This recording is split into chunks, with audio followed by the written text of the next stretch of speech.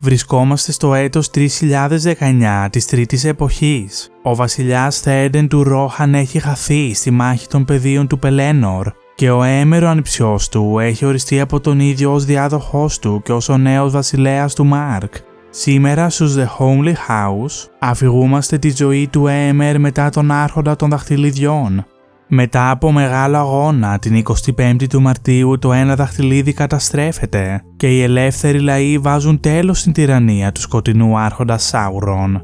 Πάνω από ένα μήνα αργότερα, πολλές γνωστές προσωπικότητες συμπεριλαμβανομένου του Έμερ παρευρίσκονται στη στέψη του βασιλιά Ελέσαρ στη μήνα Στήριθ.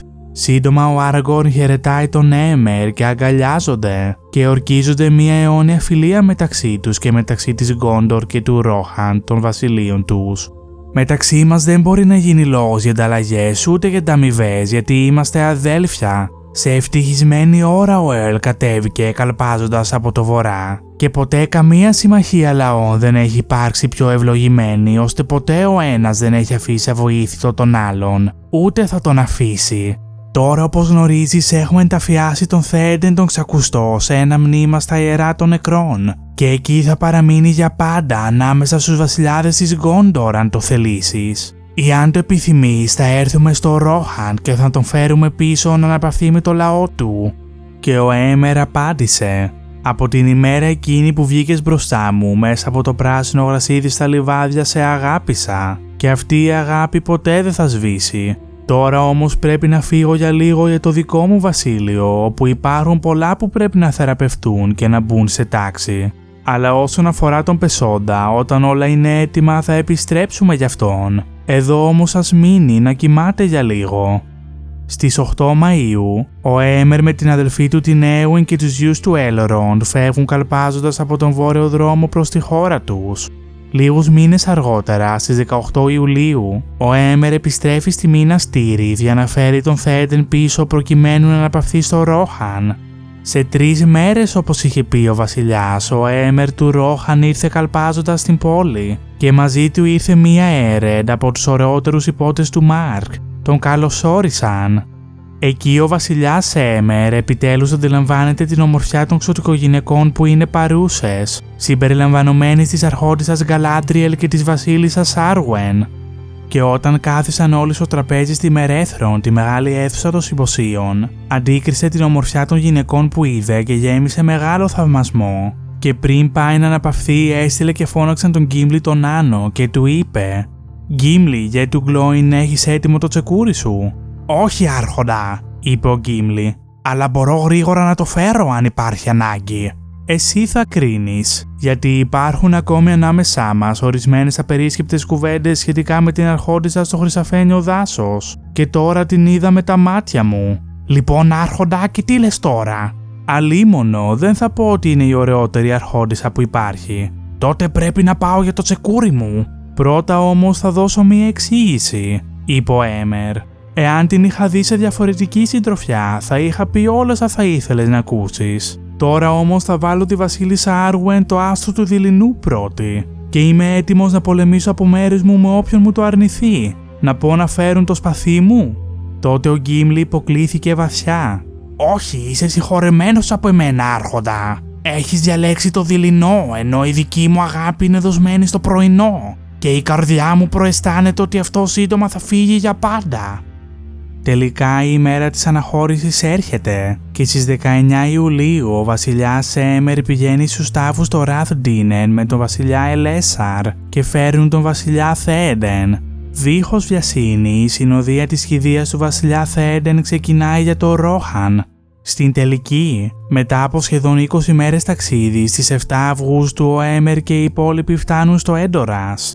3 μέρες αργότερα ο βασιλιάς Θέεντεν κυδεύεται και ένας μεγάλος τύμβος υψώνεται πάνω από αυτόν και στη συνέχεια γίνεται εκεί το μεγαλύτερο συμπόσιο που έχει συμβεί ποτέ από τις ημέρες της οικοδόμησης του Μέντουσελντ, διότι μετά την κηδεία κόσμος συγκεντρώνεται στο Χρυσό Παλάτι και η αρχόντισσα Έουιν φέρνει ένα γεμάτο κύπελο στον Έμερ. Τότε ένας ραψοδός και γνώστης των παραδόσεων απαγγέλει όλα τα ονόματα των αρχόντων του Μάρκ με τη σειρά. Και όταν το όνομα του Θέεντεν ακούστηκε, ο Έμερ ήπια όλο το κύπελο. Έπειτα η Έουιν είπε στους υπηρέτες να γεμίσουν τα κύπελα και όλοι όσοι ήταν συγκεντρωμένοι εκεί σηκώθηκαν και ήπιαν στην υγειά του νέου βασιλιά. Μετά το δείπνο, ο βασιλιάς Έμερ ανακοινώνει τον αραβώνα της Έουιν και του Φάραμιρ. Τώρα λοιπόν αυτό είναι το πικίδιο δείπνο του Θέντεν του βασιλιά, θα σας μιλήσω όμως πριν φύγουμε για νέα χαρούμενα. Γιατί ούτε και σε εκείνον θα κακοφαινόταν να το κάνω, αφού υπήρξε πάντοτε πατέρας για την Έουιν, την αδελφή μου. Ακούστε λοιπόν όλοι εσείς οι καλεσμένοι μου, όμορφε κόσμοι από πολλά βασίλεια, που σαν και εσάς ποτέ ξανά δεν έχουν συγκεντρωθεί σε αυτό το παλάτι. Ο Φάραμιρ, ο επίτροπος της Γκόντορ και πρίγκιπας του Ηθίλιεν, ζητά την Έουιν, την αρχόντισσα του Ρόχαν, για σύζυγό του, και εκείνη δέχεται με όλη της την καρδιά, γι' αυτό θα λογοδοθούν μπροστά σε όλους σας. Όταν ο Φάραμιρ και η Έουιν πιάνονται χέρι-χέρι, ο Έμερ συνεχίζει. Έτσι η φιλία του Μάρκ και της Γκόντορ συσφίγγεται με έναν ακόμη δεσμό και εγώ χαίρομαι ακόμα περισσότερο. Όταν το δείπνο φτάνει στο τέλος του, όσοι είναι να φύγουν αποχαιρετούν το βασιλιά Έμερ. Και τέλος, πριν οι καλεσμένοι ξεκινήσουν, ο Έμερ και η Έουιν πηγαίνουν στον Μέρι, τον οποίο η Έουιν ονομάζει Χόλτουινε του Μάρκ. Οι βασιλιάδες του παλαιού καιρού θα σε φόρτωναν δώρα που μία άμαξα δεν θα έφτανε να τα κουβαλήσει για τις ανδραγαθίες σου στα πεδία του Μούντμπουργκ. Κι όμως εσύ δεν θέλεις να πάρεις τίποτα λες εκτός από τα όπλα που σου έχουν δοθεί. Μ' αυτό συμβιβάζομαι, γιατί στα αλήθεια δεν έχω δώρο αντάξιό σου. Η αδελφή μου όμως σε παρακαλεί να δεχθείς αυτό το μικρό πράγμα σαν ενθύμιο του Ντέρνχελμ και του ήχου από τα βούκινα του Μάρκ στον ερχομό του πρωινού. Η Έουιν τότε δίνει στον Μέρι ένα αρχαίο βούκινο που ο Έρλ ο νεαρός, ο πρώτος βασιλιάς του Ρόχαν, είχε φέρει πολύ καιρό πριν από το βορρά. Έπειτα ο Έμερ και η Έουιν τον αγκαλιάζουν και έτσι στις 14 Αυγούστου χωρίζουν για εκείνη τη φορά. Ο Έμερ αποδεικνύεται ένας σπουδαίος βασιλιάς, ο πρώτος από την τρίτη γραμμή των βασιλέων του Ρόχαν.